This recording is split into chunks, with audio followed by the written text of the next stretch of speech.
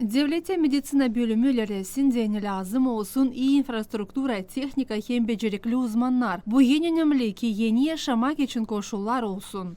А сегодня уже мы с вами открываем одно из Bugün biz bitki etapta bulunuruz, başarırız düzmek işlerini. Burada var zamandaş teknika, böyle teknika var devlet meditsina kurumlarında. высококачественным, самым современным медицинским оборудованием.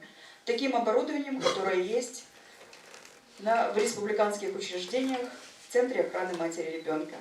Nice yerli kuvvetlerini şınıdılar, bugünkü koşullar Çadır kasabasının perinatal merkezinde cevap ediyorlar devlet kurallarına. Nice de Kişinyov ana hem uşak merkezinde. Bütünden düzmek işleri yapıldı avtonomiya bütçetinden, teknikayı aldı Milletler Birliği Amerika hükümetin yardımından.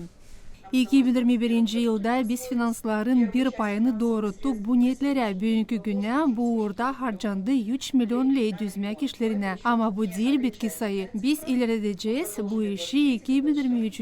hem 2024. yıllarda. Bizim perinatal merkezi olacak en iyi merkezlerin biri. Partnerları yardım için şükür etti Gagauzya Başkanı Irina Vlach. Bu niyetlere verildi $230.000. Мы признаем, что возможности нашей страны ограничены и наших... Bizde yük öyle çok para ki en önemli sosyal projelerini yapma. Biz şükür ederiz bu yardım için. Hani peydalandı kolaylık çözme problemleri. Biz lazım ilerleyelim sağlık sistemasını ki insanlar buradan gitmesinler hem daha çok uşak doğsun. Разрешение самых острых проблем нашей страны. Мы обязаны развивать систему здравоохранения, чтобы остановить процессы миграции и определить устойчивый уровень рождаемости.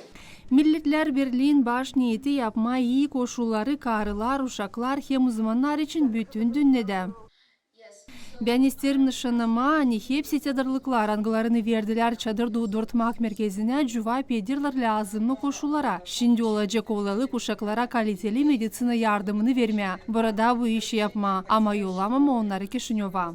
Meditsina uzmanları sayırlar, hani şimdi daha çok karı gelecekler bu doğdurtmak evine. Daha çok uşak çadır dolayında doğacak. Her yıl çadırda 700 karı uşakları doğdururlar. Tatyana Stavilova, Maria Statova, Svetlana Dimitrogla, Vladislav Табачук, Мария Казако, ГРТ, Haberler.